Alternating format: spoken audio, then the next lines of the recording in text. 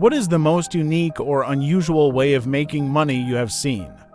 I work as a financial director and have a client who inherited some money from his grandmother, about $150,000. The guy was barely in his 20s, so I was sure he would squander it.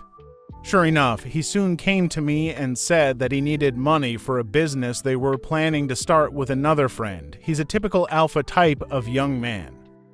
He lives in South Beach, throws parties, and says bro through every word. So I stereotyped this situation as another example of how young people squander their inheritance and go broke within a year. The guy begged me not to close his account, swearing that he would return the money back. I agreed. A few months pass, and I see a notification that a money transfer has been received on his account, $150,000. I was pleasantly surprised that he kept his word and brought it back. The next month, $250,000. After a while, another $250,000. In our business, we have a rule that requires us to discuss with the client how the funds are received and where they come from. It's part of the USA Patriot Act, so I called the young businessman.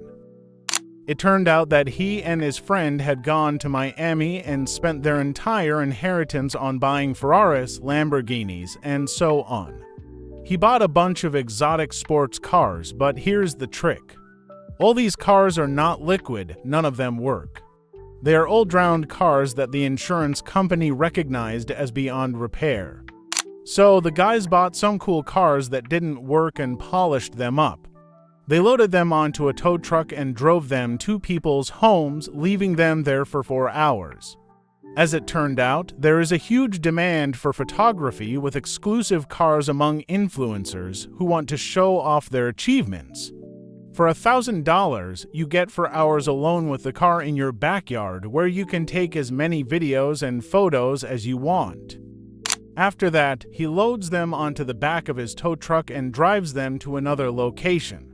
The last time I spoke to him, they had bought a decommissioned airplane and were in the process of repairing it.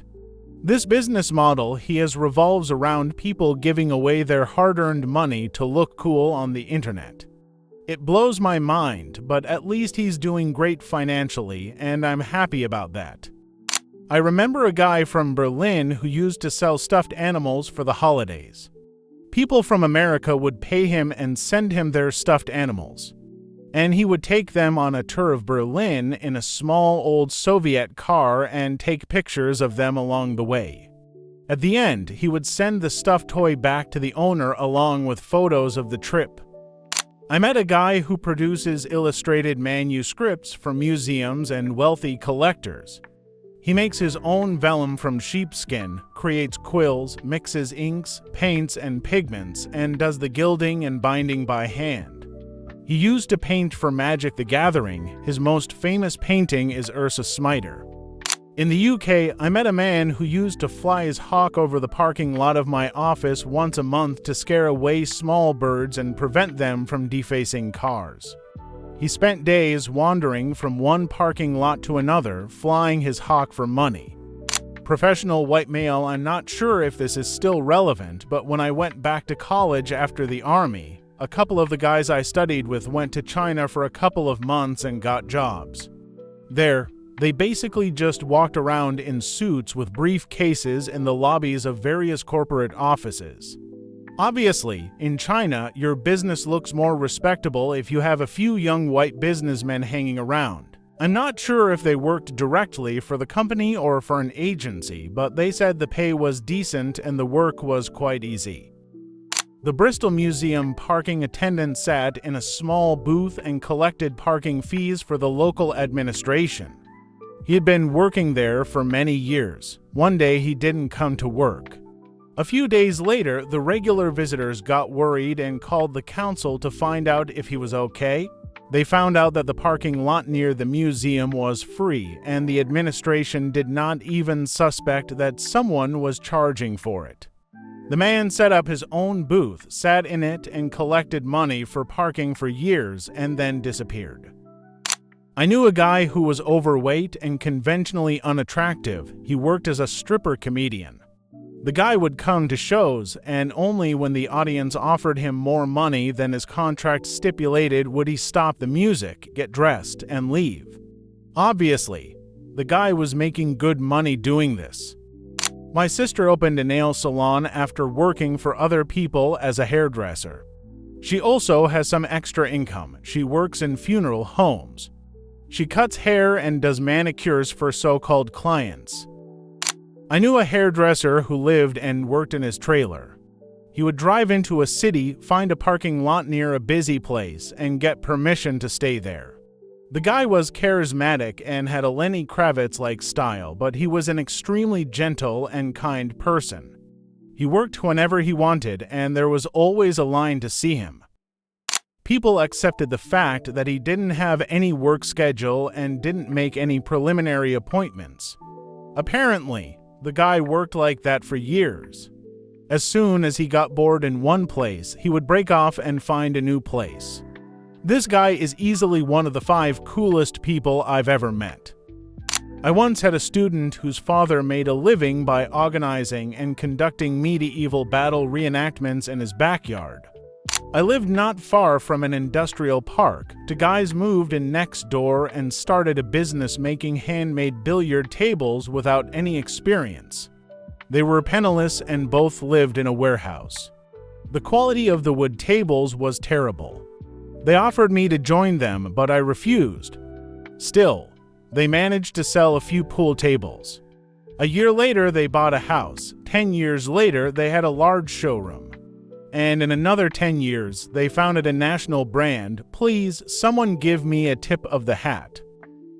It may not come as a surprise, but I spent many years recording sound effects for the gaming and film industries.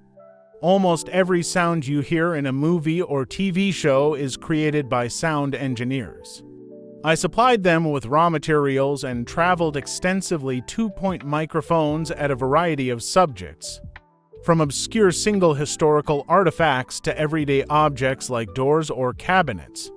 If you've watched shows like The Office or Mr. Robot, you've heard some of my work.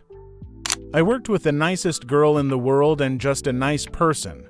We were talking, and she often mentioned that her husband had his own business. After a while, my colleague finally admitted that he made sex toys for people on an individual order. I told her that he was doing well if he could make a living doing that. I know a woman who earns 6 figures chasing geese. She has a couple of well-trained border collie dogs. She drives around in her car to posh suburban complexes and lets the dogs out to chase the geese away. It is illegal to hurt geese or destroy nests. She works for herself, maybe 3 or 4 hours a day, and not even every day, and earns a lot of money. There's a guy in New Jersey whose father showed him a secret place to find dirt for baseballs. MLB baseballs are treated with mud to remove the gloss and shine of newness, giving them a dirty white color.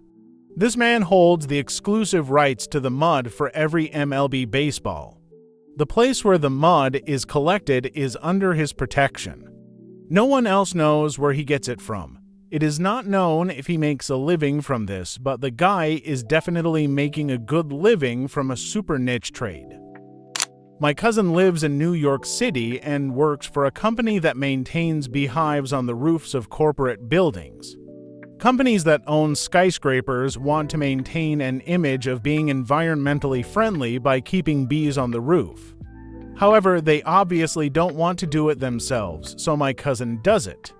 She is not very rich, but she lives comfortably in a big city, doing something quite unique. I know a woman who has made a business out of hugs. That's right, she sells hugs, nothing more, nothing less. As I understand it, they can be a bit erotic, they can be soothing. Or maybe just a long, warm hug for those who need it and are willing to pay for it. If you need any kind of hug, she is there for you. Probably my husband. He's a storm chaser, and we own a company that specializes in adverse weather conditions.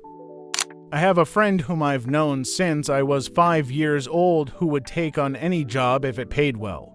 One week he was installing a roof, another week he was fixing a tractor, another week he was renovating a house for resale, and another week he was mowing lawns. He worked 7 days a week. I couldn't live like that, but he earned enough to start a roofing business, buy 2 restaurants, and buy real estate to rent. The guy is now rich as a dog with fleas. Let us know what unusual ways of earning money you know in the comments. Dear friends, thank you for every like, comment, subscription, and call. Thank you for watching to the end. See you in the next video.